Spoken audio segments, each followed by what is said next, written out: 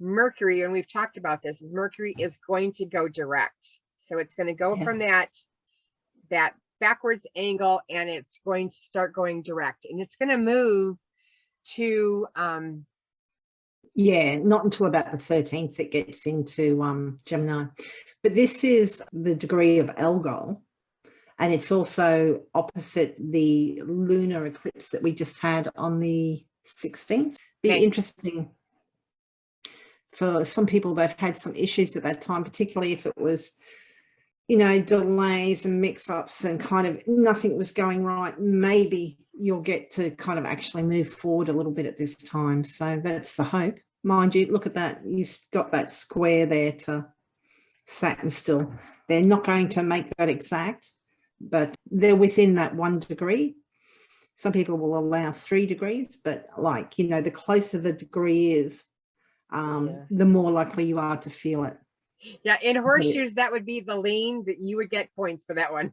It is close enough for points.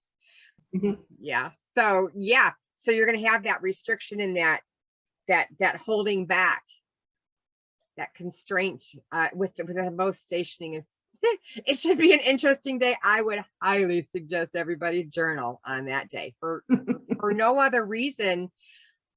When you have Pluto in retrograde, Saturn stationing, and Mercury stationing and going in another direction, it's something's got to happen with that. I mean, that's and just because it's stationed, it should ease up a bit. But I mean, there's a thing called the shadow period, and Mercury won't actually leave that shadow period until the 18th of June, when it catches up to where it was when it actually stationed retrograde, when it first stopped and went backwards, which is about 4 degrees Gemini, I think. Yeah. So a lot of Gemini. Yeah. You would think that there would be a lot of you said a lot of Gemini energy, and that you would think that there would be, you know, something with commerce, or, you know, something mercurial really happening. Maybe when Mercury gets back in there and Venus joins her, and by the time Mars gets in there, things are really going to slow down. But I mean, Mars is going to get nearly all the way through. He'll get through to 25 degrees before he stops and then tries to retrograde. Well, he's not going to try, he's going to retrograde. But yeah, I mean, there's 30 degrees to a sign, so it's going to get almost all the way through and then stop and then go back. So yeah, Gemini is going to be big this year, I think. So it is. So yeah, I haven't put down the pen yet, because I am journaling for a very long time. It will be significant in some way.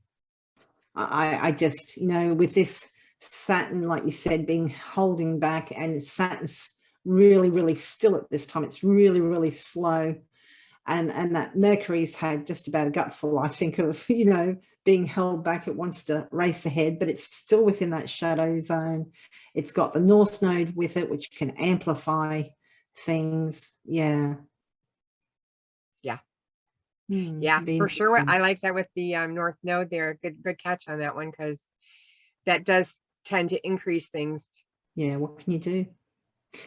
You got a sextile to Neptune there at the same time too, so maybe Mercury will be moving away from it, but yeah, maybe not being too realistic at the time. Maybe Saturn's going to have to kind of, you know, be the realistic, pragmatic one. That's typically what Saturn is known for, or Pluto. Yeah. Because that will be that'll be aspecting that Mercury pretty soon.